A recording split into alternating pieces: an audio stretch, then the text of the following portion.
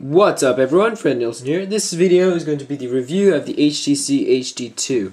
So this is not going to be an overview of the software, and it's not going to be an unboxing either. So if you want to check out one of those videos out, you can check out in my videos.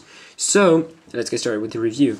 So let's first of all start with the exterior so you can get a better feel of how it actually looks and how it can be used. So on the front we have 5 physical buttons. We have the home button, we have the call button, home button, Windows button, back button, and standby and power off button. On the left side we have a volume rocker, and on the top we don't really have anything, and on the other side neither. Also, it has a really nice feel to it, and it's really solid, and it doesn't feel cheap in the hand at all. So it's actually a really good build, and I think the design is amazing on it. However, as you can see, this camera pops out in the middle of it for no apparent reason. Maybe that's why it's so thin. It's actually very thin, even compared to the Apple iPod Touch, and actually much thinner than the iPhone as well. So this is the iPod Touch right here. It's a little sluggish, yeah, a lot of dirt on it. And here is the size comparison, and as you can see, it's not much thicker.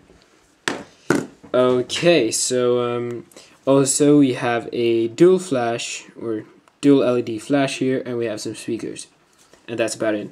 So let's get started. And here we have the lock screen, and as I mentioned, you could slide here to go to your messages or your emails. So let's slide your email, and we'll be able to view them directly, and it'll directly open your emails. So as I said, the weather is actually really nice, that you can see the weather animations in the background. You can also see them directly here in where is it? Weather demo. Here we have sunny. Here we have showers. And this is how it's going to look in the background.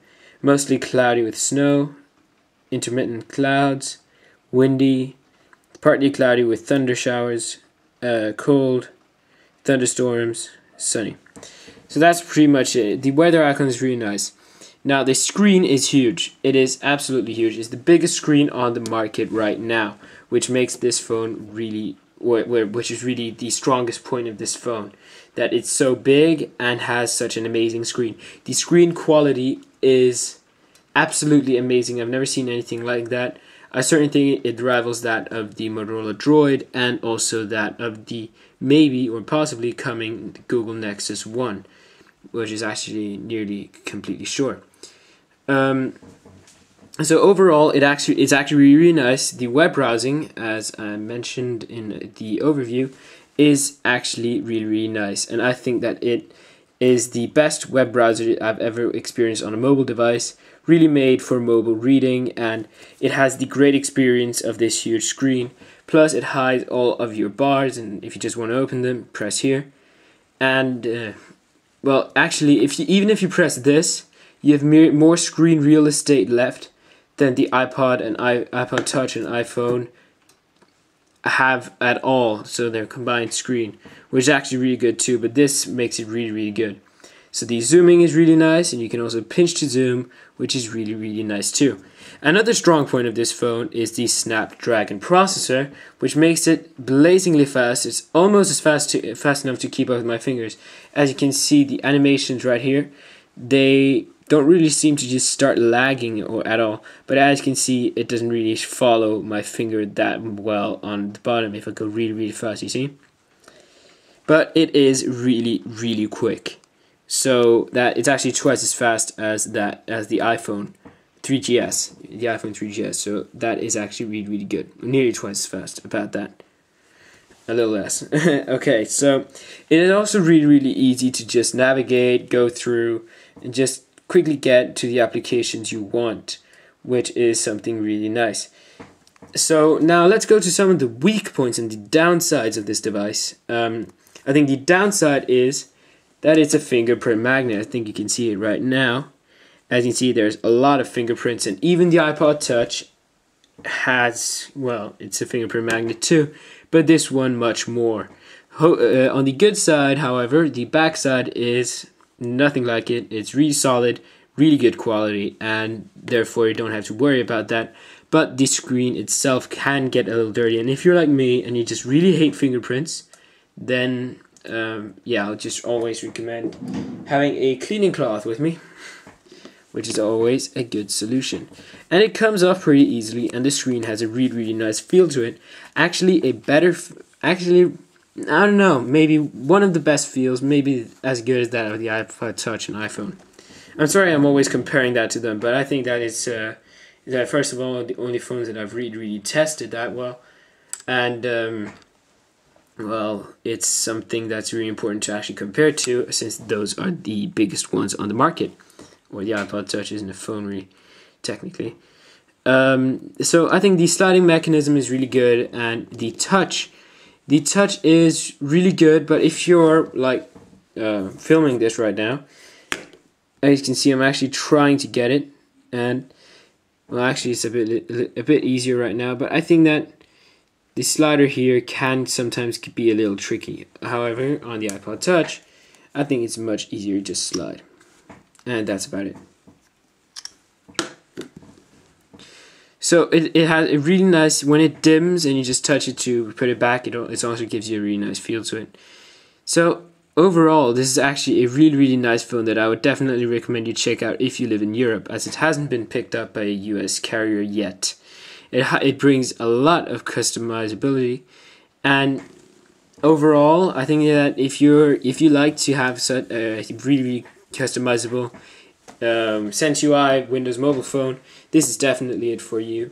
Also, there is one bad thing about it. Also, is that it's running Windows Mobile, and yeah, I don't think that's the best thing. And maybe if it ran Android, it would be a little better. But that's about it. I really like the interface, and it's highly accessible to get to all the options. So maybe if you didn't get this in this video right now, also this is a review copy, that's why it sometimes lags. But the real copy that you'll be seeing, see, that's the animation that comes here, and so it's actually really nice. And you can also access the start button. And one strong point of Windows Mobile is, of course, Office Mobile. And that's about it. I mean, the marketplace isn't the best either. Okay, it does sound like I'm crying, but I'm not. Just I'm a little sick right now. The calendar is really nice. Basically, this is the interface. Down here, you have all the options, or all the things you can go to, except for all of them that you can find in the start menu. But if not, it's much easier to just quickly access something right here, which I think is really great. It's just really quick. If you know about where, okay, let's say text messages, and know it's about here, I'll just quickly go there. And to slide through the messages, just go here, and that's about it. Also, we have the email. I didn't think I just showed you, but I might not. I'll also just quickly show you again the how's it called? The photos and videos. And once again, if you like it if you're like a real detailed one, you can go to my overview of the software tour. Unfortunately, it is 20 minutes long. I didn't mean to make it that long, but well, as you can see, it's one really good example is this picture. I think this picture quality, I don't think you can see it, but it's just as good as if there was a physical photo sitting beneath the screen. Literally, I mean, it's like there's sitting a photo beneath the screen, then you touch it and you can actually go away from it. Unfortunately, you cannot put it up in portrait when it's a landscape mode photo, but I don't think that's that much of a problem. The photo quality is completely amazing and astounding, really. What was the one to show? I forgot. Oh yeah, email, that was it. You can just go through your emails like this. So really easy. You don't need to go through them really detailed as in well, other phones, really. And I think that's actually something really good about the HD2. So that was about it for the review of the HTC HD2. It's a really nice phone, and actually this is what I'm going to do. I'm going to give it a score for two things, or for actually three things. For design, I would say a 4.5 out of 5 because of this camera, and I just think the design is amazing on this phone. And if you just take a look at the iPhone or Apple Touch, I do not take care of the smudges, but I just had this in my pocket, that's why. But you just look at it, I'll just move the camera right here. Look at it, it actually has a really nice design. But maybe a 4.7 or 4.8 for the camera. Okay, so usability and overall use, I think that's really great. One of its strong points. It's unfortunately lacking apps, which I think is actually something really important for a phone to have, because the Windows Marketplace is really weak. Now overall, this phone, I give it a 4.5 for, well, the 4.5 earlier. If it had an app store and if the camera wasn't there, even if the camera was still there and it had a bigger app store, and maybe it had Android, I'd say, this phone would be a must-have, and this already is because of its huge screen and quality. So thank you very much for checking this video out. I certainly hope you enjoyed it, and I certainly hope you'll consider the HD2. It is definitely worth it, and it's definitely worth the hype. So once again, thank you very much for watching. Please subscribe to my channel, and especially follow me on Twitter, twitter.com/FredNielsen, where I'll be tweeting you with all my updates and coming videos and just what's going on right now. So thank you very much for watching once again, and I hope to see you in the next video. Bye bye.